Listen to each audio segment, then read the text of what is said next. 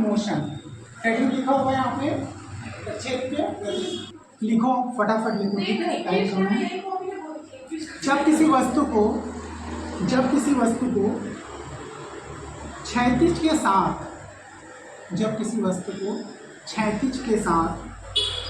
कुछ कोण बनाकर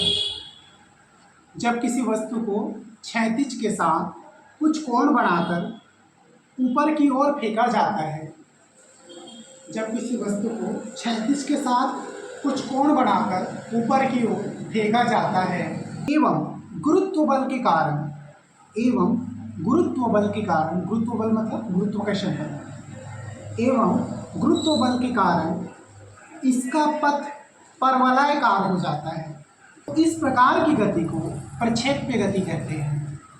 उसके बाद अब बात करते हैं प्रक्षेप्य गति होता क्या है, ठीक है। यहाँ पे ध्यान देखो, प्रक्षेप्य गति का मतलब होता है बेटा, यहाँ पर आप जो भी वस्तु फेंक रहे हो उसमें एक परवलय का निर्माण होगा, ठीक है। परवलय मतलब ऐसा आप मान सकते हो, ऐसा, ठीक है। जब तुम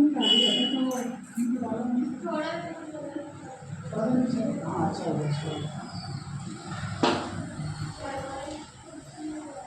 ठीक है, ऐसा ये ऐसा बनता है परवलय, ठीक है।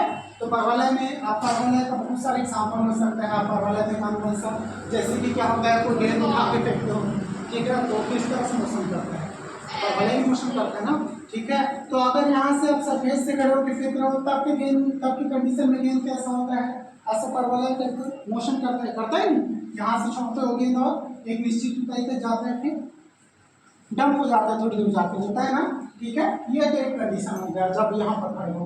मान के चलिए आप किसी मीनार की ऊंचाई पे खड़े हो, ठीक है, ऐसा यहाँ से, अब गेंद को अगर यहाँ से फेंक रहे हो, ये क्या है, सरफेस है, ठीक है। मान के चलिए आप गेंद को यहाँ से फेंक रहे हो, तो तब परवलय कैसा होगा आपका, ऐसा बनेगा। लेकिन इस कंडीशन में क्या है, नीचे से बढ़ रहा है क्या, नहीं बढ़ रहा है, ठीक है। लेकिन ऐसा बिल्कुल नहीं है कि ये परवलय नहीं है, ठीक है, ये भी क्या है, ये परवलय है, ठीक है। तो यहाँ पर क्या होता है, अब मान के चलिए जैसे कि बंदूक से हम लोग गोली चलाते हैं ना, ठीक है। तो यहाँ से अगर बंदूक से बेटा एक बुलेट है वो निकलती है ना, ठीक है, ऐसा ये बुलेट में होता है ना, अगर इसका यहाँ पर टारगेट हो कहीं पर मान के चलिए ये होता है टारगेट, ठीक है। तो टारगेट को कैसे हिट किया जाता है, बुलेट की मदद से। जब भी हम बनाते हैं तो यहाँ से अगर एक बुलेट ऐसा निकलता है, ऐसा, तो ये भी परवलय के फॉर्म में निकलता है। ऐसा बिल्कुल नहीं है कि गोली सीधा लगाते हैं तो सीधा निशाने पे लगता है, ऐसा नहीं है। जो भी निशानेबाज एक टारगेट पे गोली दागता है ना, तो क्यों कैसे दागता है, हमेशा क्या करता है, टारगेट से थोड़ा ऊपर दागता है, ठीक है। क्योंकि क्या होता है, परवलय की वजह से, गुरुत्वाकर्षण की वजह से जो गोली होती है ना, वो डायरेक्ट टारगेट को हिट नहीं करती, टारगेट से जो थोड़ा नीचे हिट करती है, इसलिए एक्चुअल टारगेट को नहीं दागा जाता कभी भी, ठीक है। टारगेट से थोड़ा ऊपर दागा जाता है। जैसे कि आपको इस बॉक्स को हिट करना है यहाँ से, तो हमेशा थोड़ा से यहाँ ऊपर दागोगे, ठीक है। तो परवलय मोशन की वजह से गोली थोड़ा नीचे जाके लगती है, ठीक है, ठीक है। आप देखना, हम लोग परवलय की बात कर रहे हैं, तो परवलय का हम लोग यहाँ पर क्या करने वाले हैं, डेरिवेशन डिराइव करने वाले हैं, ठीक है। आप ध्यान देना यहाँ पर, ठीक है। यहाँ पर मैंने दो एक्सिस बनाया, ठीक है। ये वाला क्या है आपका y एक्सिस है और ये वाला क्या है बेटा आपका x एक्सिस है, ठीक है। आप ध्यान देना, यहाँ से मैं u वेग से एक जो है एक बॉल को प्रक्षेपित कर रहा हूँ, ठीक है, मतलब कि क्या कर रहा हूँ, फेंक रहा हूँ, ठीक है। ये देखो, ये u वेग से है ना बॉल, मैं यहाँ से छोड़ा तो ये बॉल इस टाइप का मोशन करेगा ना, ठीक है। तो इसमें क्या होता है, आप बॉल ऐसे छोड़ते हो तो इस टाइप का मोशन करता है, तो बॉल एक मैक्सिमम हाइट तक जाता है यहाँ पर, ठीक है, जाता है ना, ठीक है। उसके बाद क्या होता है, बॉल बेटा फिर से नीचे आना शुरू कर देता है, होता है ऐसा, फेंकते हो तो जाता है, उसके बाद उस दूरी तक कुछ ऊंचाई तक जाता है, उसके बाद नीचे आना शुरू कर देता है, चाहे बॉल को जैसे भी फेंको। और बड़ा मोशन ऐसे ही होता है ना। उसके बाद ध्यान देना, यहाँ पर अगर बॉल में प्रक्षेपित करूँ, यहाँ पर जाके डंप हो जाते हैं नीचे, ठीक है। अब ध्यान देना, अगर बॉल इस पथ में गति करती है तो एक पॉइंट ऐसा होता है ना जहाँ पर मैक्सिमम हाइट होती है बॉल की, होता है ना, इससे ज़्यादा ऊपर नहीं जाएगा, जा सकता है क्या, नहीं, क्योंकि ये मैक्सिमम पॉइंट है, इसके बाद बॉल नीचे आना शुरू हो जाता है। तो ये जो मैक्सिमम हाइट रहता है ना बेटा, इसको हम लोग x से प्रदर्शित करते हैं, किससे प्रदर्शित करते हैं, x। यही क्या होता है आपका अधिकतम ऊंचाई, ठीक है। ये बॉल की क्या हो गई अधिकतम ऊंचाई, मैक्सिमम ऊंचाई पहुंचाएगा। अब ध्यान देना, हम इस पॉइंट से जब किसी वस्तु को या बॉल को प्रक्षेपित कर रहे हैं तो इसके दो कंपोनेंट बनेंगे ना। एक कंपोनेंट बेटा बनेगा एक्स एक्सिस में, ठीक है। अब एक्स एक्सिस में कंपोनेंट बनेगा तो हमेशा मैंने आपको बताया था, अगर एंगल बेस के साथ बना हो आधार के साथ तो उसको हमेशा क्या लेते हैं हम cos थीटा लेते हैं, ठीक है। क्योंकि इसको u वेग से मैंने प्रक्षेपित किया था, ठीक है, तो उसका कंपोनेंट क्या हो जाएगा बेटा आपका u cos थीटा, ठीक है। एक्स एक्सिस के लिए u x का मान कितना हो जाएगा u cos थीटा, ठीक है। अब दूसरा u, क्योंकि u वेग से प्रक्षेपित कर रहे हैं इसको, ठीक है। बॉल को किस वेग से प्रक्षेपित कर रहे हैं u वेग से, ठीक है, तो इसीलिए u लिए, ठीक है। इसी के दो कंपोनेंट होंगे ना, एक एक्स एक्सिस के लिए होगा और दूसरा वाई एक्सिस के लिए होगा। ये देखो ना यहाँ पर मैंने बनाया है लाइन, ठीक है ना, ये क्या है प्रक्षेपित कर रहे हैं u वेग से बॉल को, ठीक है। यहाँ से बॉल को इस वेग से छोड़ेंगे, ये देखो यहाँ से एक बॉल है जो यहाँ पर जाके डंप हुआ है, हमने यहाँ से इसको छोड़ा है, ठीक है। तो u वेग से मतलब कि किसी न किसी एक निश्चित वेग से प्रक्षेपित किए होंगे। मान के चलिए u हो सकता है वो 5 मीटर पर सेकंड हो सकता है, 10 मीटर पर सेकंड हो सकता है, 15 मीटर पर सेकंड हो सकता है, तो u का मान कुछ भी हो सकता है, ठीक है। वो न्यूमेरिकल में हम लेंगे, लेकिन डेरिवेशन में u का मान हम लोग u ही लेके चल रहे हैं, ठीक है। मान के चलिए मैंने u वेग से उसको प्रक्षेपित किया, तो इसके दोनों एक्सिस में दो दो कंपोनेंट होंगे, जिसके साथ एंगल बनाता है उसको हम लोग cos थीटा लेते हैं। मैंने यहाँ पर u वेग से मान कितना लिया बेटा u cos थीटा, ठीक है। अब y एक्सिस में बात करें तो y एक्सिस में हम लोग u y ले लेंगे, u का ही कंपोनेंट है तो इसके लिए u sin थीटा हो जाएगा, ठीक है। दोनों के लिए हो गया है, यहाँ पर ऊपर वाले के लिए u sin थीटा, नीचे वाले के लिए u cos थीटा, ठीक है। अब ध्यान देना, जहाँ से बॉल को हम लोग प्रक्षेपित करते हैं और जहाँ तक बॉल जाती है, ठीक है, इसकी दूरी को हम लोग बोलते हैं रेंज या फिर परास, ठीक है। जहाँ तक बॉल जाती है, यहाँ से प्रक्षेपित किया बॉल कहाँ तक गई मैक्सिमम यहाँ तक गई, तो जितनी दूरी होती है इसको हम लोग 8 से प्रदर्शित करते हैं, इसे रेंज कहा जाता है इंग्लिश में, हिंदी में हमको बोलते हैं परास, ठीक है। अब बात करते हैं उड़ान काल के बारे में। याद रखना, जहाँ से हम लोग गेंद को छोड़े बेटा और जितनी देर तक गेंद हवा में रही, ठीक है, जितनी देर तक गेंद हवा में रही, यहाँ से छोड़े ना और पूरे टाइम क्या हो गया गेंद हवा में रही और यहाँ तक गिरी तब तक हवा में थी ना, ठीक है। तो इस टाइमिंग को बोला जाता है उड़ान का, ठीक है। उड़ान का मतलब कि उड़ने का समय, मतलब जितनी देर तक गेंद हवा में रहती है उस टाइम को हम लोग बोलते हैं उड़ान का। इसे क्या नहीं, अभी तो सिर्फ मैं डायग्राम को समझा रहा हूँ, इसके साथ अंदर बहुत सारे कंडीशन होते हैं, ठीक है। यहाँ पर पद का समीकरण निकालेंगे हम लोग, उड़ान काल का निकालेंगे, किस प्रकार से निकालेंगे, मैक्सिमम ऊंचाई का निकालेंगे, बहुत सारा कंडीशन निकलेगा, ठीक है। अभी किसी भी कंडीशन को हम स्पेसिफाइड नहीं दर्शा रहे हैं, अभी सिर्फ बता रहा हूँ कि इस बॉल के लिए क्या क्या कंडीशन हो सकते हैं। कैसे इसमें टी नहीं है, अभी टी को हम लोग सिर्फ बता रहे हैं कि इसके लिए समय लगा होगा ना कोई, तो उस लगने वाले समय को हम लोग उड़ान काल बोल रहे हैं। यहाँ से प्रक्षेपित हो तो कोई ना कोई टाइम तो हुआ होगा ना, एक निश्चित टाइम में ही दूरी तय करेगा ना, तो उसी के लिए है टी। अभी यहाँ से निकलेगा, जब डेरिवेशन हम लोग फाइंड आउट करेंगे ना तो निकलेगा कि टी आया था कहाँ से है, ये उसी को हम लोग बोलेंगे उड़ान काल, ठीक है। अब चलो, अब बात करते हैं हम लोग पथ के समीकरण के बारे में। पथ का समीकरण मतलब होता है बेटा वस्तु जहाँ जो पथ तय करती है चलने के लिए, ठीक है। तो वस्तु कौन सा पथ तय करती है, यहाँ से यहाँ तक तय करती है, ये है ना इस वस्तु के लिए पथ, ठीक है। यहाँ से यहाँ तक गया तो भी हवा में तो आप वेट नहीं कर पाओगे, तो आपके लिए पथ कौन सा हो जाएगा, यही हो जाएगा, नीचे होगा ना, उसी के लिए, ठीक है। तो चलो ये डायग्राम बना लो, उसके बाद ये डायग्राम बनाओ, डायग्राम समझ में आ गया ना, इसके बाद आगे पूरा डेरिवेशन में एक्सप्लेन करेंगे पथ का समीकरण हम कैसे डिराइव करेंगे, ठीक है। हो गया, इतना बना लीजिए, डायग्राम बनाया प्रार्थना बन गया ना। चलो अब देखना ध्यान से, यहाँ पर होता क्या है, मैं मान के चलता हूँ यहाँ पर आपको दो कंपोनेंट मान के चला, ठीक है। कौन कौन से कंपोनेंट मान के चला, एक u y मान के चला u sin थीटा और दूसरा u cos थीटा, ठीक है। मैं दोनों एक्सिस के लिए अलग अलग कंपोनेंट लिया हूँ, ठीक है। यहाँ पर ध्यान देना, पहले मैं लेता हूँ बेटा x एक्सिस के लिए, ठीक है, और यहाँ पे ले लेता हूँ y एक्सिस, ठीक है। यहाँ पर x एक्सिस के लिए हम लोग सबसे पहले कंपोनेंट लेते हैं u x का, ठीक है। u x इक्वल टू आपको क्या है, यहाँ पर पता है आपको क्या है, u cos थीटा। u y इक्वल टू क्या है आपके पास,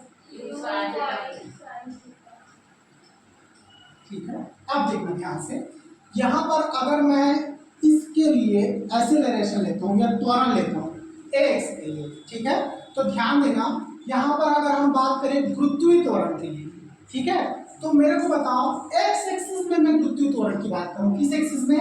एक्स एक्सिस में, ठीक है। तो क्या एक्स एक्सिस में मेरा गुरुत्वीय त्वरण का मान होगा? नहीं होगा। क्यों नहीं होगा मैं बता दूं, गुरुत्वीय त्वरण हमेशा ऊपर से नीचे की ओर कार्य करता है, लेकिन ये वाला हिस्सा क्या है? क्षैतिज में जा रहे हो ना आप लोग, क्षैतिज दिशा में जा रहे हैं, तो इस दिशा में गुरुत्वीय त्वरण हो सकता है क्या? नहीं। तो इस दिशा की हम लोग क्या लेंगे? 0। अब बात करते हैं यहाँ पर A1, मतलब कि गुरुत्वीय त्वरण के लिए, मतलब कि त्वरण का मान किस दिशा में? y एक्सिस की दिशा में, ठीक है। तो y एक्सिस की दिशा में त्वरण का मान मेरे लिए क्या हो जाएगा? क्या लेते हैं हम लोग? माइनस में होगा। क्यों होगा? क्योंकि यहाँ हम लोग नीचे से ऊपर की ओर फेंक रहे हैं ना, नीचे से ऊपर की ओर फेंक रहे हैं, मतलब कि गुरुत्वाकर्षण के विपरीत दिशा में प्रक्षेपित कर रहे हो। तो यहाँ पर ए वाई का मान होगा बेटा में माइनस जी, ठीक है। जी में ही लेंगे, गुरुत्वीय त्वरण को लेंगे ना, लेकिन ऊपर की ओर फेंक रहे हैं, इस वजह से माइनस में लेंगे। अब ध्यान देना, यहाँ पर मैं मान के चलता हूँ एक पॉइंट है P, ठीक है, एक निश्चित पॉइंट पर यहाँ पर डिनोट करके चलते हैं, एक पॉइंट है P, ठीक है। अब यहाँ पे ध्यान देना, यहाँ से मैं मान के चलता हूँ ये जो बिंदु है, इस पॉइंट से एक्स एक्सिस की तरफ अगर इसका डिस्टेंस मैं मान के चलता हूँ, यहाँ से लेके यहाँ तक की दूरी, ठीक है। तो एक्स एक्सिस से इस बिंदु की दूरी, इस एक्सिस से एक्स एक्सिस से इस बिंदु की दूरी मैं मान के चलता हूँ बेटा x, ठीक है। अब x एक्सिस से अब y एक्सिस से निकालते हैं, x एक्सिस से बिंदु की दूरी कितनी है? x। अब y है क्या चीज? मैं पॉइंट लेके चल रहा हूँ, एक बिंदु P लेके जा रहा हूँ, ये बॉल है, ये बॉल आगे बढ़ रही थी, ठीक है। तो एक निश्चित पॉइंट पे इस मतलब इस बॉल की स्थिति बता रही है, ठीक है। किस पॉइंट पे? मैं मान के चलता हूँ ये बॉल जब P वाले पोजीशन पे रहती है, क्या की पोजीशन पे? हाँ, कोई भी पॉइंट बिल्कुल यहाँ पर भी ले सकते हो आप पॉइंट। इसी एक पॉइंट को लेके हम लोग क्या कर रहे हैं, यहाँ पर इक्वेशन पूरा डिराइव कर रहे हैं, ठीक है। मैं मान के चलता हूँ मेरा बॉल इस कंडीशन में है, इस कंडीशन में P वाले पोजीशन में है, उस कंडीशन के लिए मान के चलो, ठीक है। तो P वाले को जब P पोजीशन में मेरा बॉल है, मतलब कि जब प्रक्षेपित करते हो और P पोजीशन पे जब आपको बॉल आ जाता है, उस कंडीशन के लिए बात कर रहे हैं, ठीक है। तो मैं मान के चलता हूँ जब P के पोजीशन में मेरा जो बॉल है वो एक्स एक्सिस से x दूरी पर है, ठीक है। अब यही इसी पॉइंट पर मैं बॉल का y एक्सिस से पोजीशन बताना चाहता हूँ, ठीक है। तो y एक्सिस से मैं मान के चलता हूँ मेरा बॉल कहाँ है बेटा? y पोजीशन, मतलब कि y दूरी।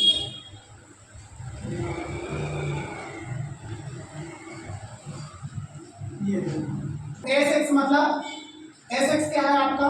एक्स एक्सिस से विस्थापन है, ठीक है। ये कितना है आपका? एक्स लेके चले हैं। अब यहाँ पर एस वाई की बात करें, वाई, तो इसको क्या लेके चले हैं आप? वाई लेके चले, ठीक है। ये चाहो तो इसको इसमें कंफ्यूज हो सकती है, इसलिए इसको बड़ा वाई करेंगे और इसको क्या कर लेंगे हम लोग? कैपिटल एक्स कर लेंगे, ठीक है। क्योंकि हो सकता है यहाँ पे कभी कंफ्यूजन हो जाए, ठीक है। तो इस वजह से क्या करिए, ये निकल गया, ठीक है। अब यहाँ से आपको सारे वैल्यू पता है जो आपको डेरिवेशन में उपयोग में आने वाले हैं, ठीक है। सारा कुछ निकल गया। तो बात कर लेते हैं सबसे पहले एक्स अक्ष की।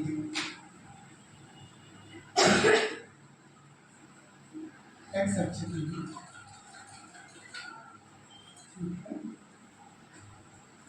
चलो अब आप लोग जानते हो सेकंड इक्वेशन ऑफ मोशन से क्या जानते हो? एस इक्वल टू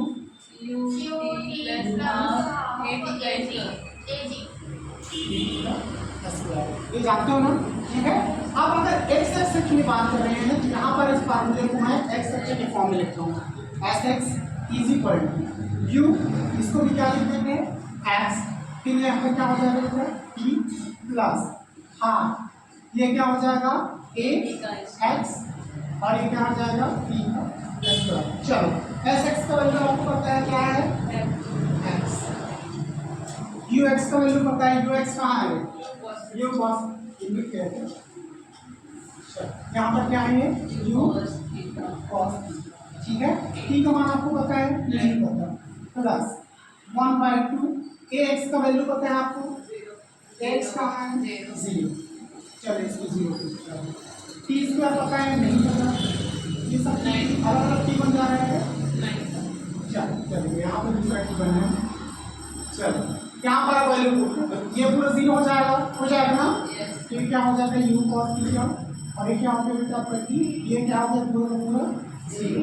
अगर मैं यहाँ पर t इक्वल टू लिखना चाहूँ तो इसको ऐसे लिख सकता हूँ क्या, x अपॉन u cos, ठीक है लिख सकता हूँ। देखो ना t को इधर रखे हैं, इधर मल्टीप्लाई में ना, ये वाला हिस्सा पूरा इधर क्या हो गया डिवाइड आया कि नहीं आया, आ गया ना। तो यहाँ पर t का मान निकल गया आपका। सर s कहाँ चला गया? कहाँ, यहाँ पे s का मान रखे हैं बेटे, s x क्या है यहाँ पर, हाँ x है ना, पुट किया ना पूरा मान, यहाँ पे पूरा वैल्यू इसीलिए पहले से ले लिया हूँ, ठीक है। फिर ये क्या हो गया आपका p equal to x। Sir हम पे गति के द्वितीय समीकरण से नहीं समझ में आ रहा, लिखना पड़ेगा। चलो सर इंग्लिश में अरे अब तक कितना पढ़ चुके हैं इसको कि ऐसे पता चल गया होगा कि कौन सा समीकरण है। लेकिन सर ऐसे कैसे जानेंगे कि गति का सेकंड समीकरण क्यों लेना है नहीं। चलो अच्छी बात है। मैंने यहाँ पर आपको क्या होता है, वस्तु हम लोग पद का समीकरण निकाल रहे हैं, तो पद में क्या होता है बेटा, वस्तु कोई ना कोई विस्थापन चलता है ना, ठीक है। तो यहाँ से यहाँ तक चला वस्तु, चला ना, तो विस्थापन ज्ञात करने के लिए आप कौन सा समीकरण लगाओ, फर्स्ट निकल जाएगा, इसमें तो सेकंड नहीं लगाओ, ठीक है। तो सारा कुछ अपने आप में रिलेटेड है। एक बार गति का पढ़ लिया, यहाँ भी गति की बात हो रही है, वस्तु को निश्चित वेग से तय करो, मतलब वस्तु में क्या है, गति है, गति है कि नहीं है, क्या है। अब देखो ये x एक्सिस के लिए निकल गया, अब वस्तु को हम लोग कहाँ मान के चलते हैं, y एक्सिस से मान के चलते हैं, ठीक है। यहाँ पे यहाँ y अक्ष के लिए दोनों में बहुत बड़ा बड़ा इक्वेशन बनेगा इसका, ठीक है। अब y अक्ष के लिए निकालते हैं, ठीक है। y अक्ष के लिए आपके पास क्या क्या वैल्यू गिवन है वो देखो, आपके पास क्या क्या है, u y है, क्या आपके पास है u y है, u y कितना है आपका, u sin theta, u sin। चलो और क्या है आपके पास, y एक्सिस के लिए वैल्यू बता दो जाओ, a y है माइनस हाँ, सब सेकंड इक्वेशन से निकालेंगे, माइनस और x y का भी, और क्या है s y है। चलो s y कितना है आपके पास y। चलो और क्या क्या है, और एक वैल्यू t यहाँ पर नोन है, t निकालनी है ना, t की यहाँ पर जरूरत पड़ने वाली है, तो t को हम लोग नोन नहीं करते हैं। यहाँ पर t क्या है आपके पास, x अपॉन, चलो फिर second equation of motion, second equation of motion क्या है आपके पास, आप डायरेक्ट लिख दो क्या, एक स्टेप लिखूंगे यहाँ। चलो इसको y के फॉर्म में सीधा सेट कर दिया, ठीक है। बताइए आपको सेकंड इक्वेशन ऑफ मोशन क्या है, तो यहाँ पर क्या हो जाएगा u y t plus 1 upon a y t। चलो वैल्यू पुट करते जाओ, तो इसको मैं कैपिटल y रख दूँ डायरेक्ट, u y रखो, u y कितना है आपके पास,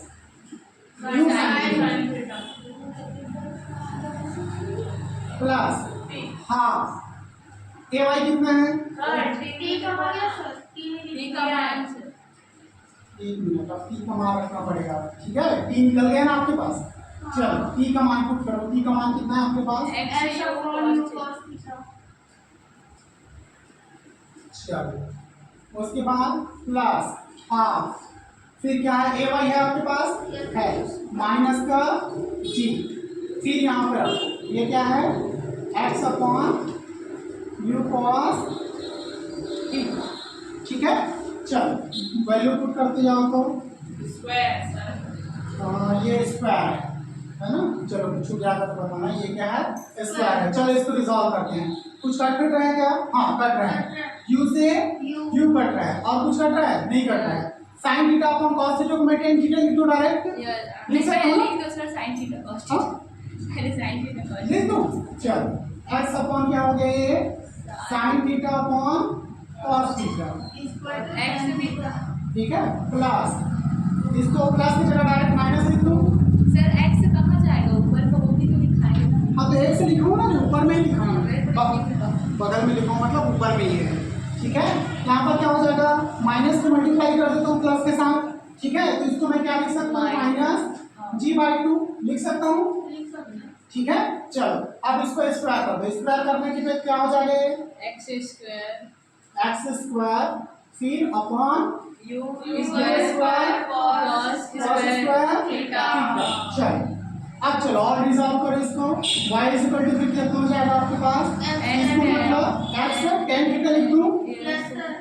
चलो ठीक है, इसको लिखते हैं। इसको क्या करता हूँ, कुछ हट रहा है नहीं कट रहा है ना, तो इसको मैं क्या लिख सकता हूँ, जी एक्स स्क्वायर तो समझ में आ जाएगा। चलो थोड़ा नीचे कर लेते हैं इसको हल्का से, जी एक्स स्क्वायर अपॉन कितना हो जाएगा ये, 2u स्क्वायर हो गया। इसको और नीचे कर दूंगा, ऊपर में हो जाएगा ना। समझ में भी आना चाहिए, पता चला नोट डाउन करते समय कुछ और ही कर लिए। चलो ये हो गया हमारा, ठीक है, ये निकल गया आपका एक पूरा। हाँ हो गया, इतना कम लग रहा है क्या, थोड़ा और बड़ा होना चाहिए था क्या? नहीं सर।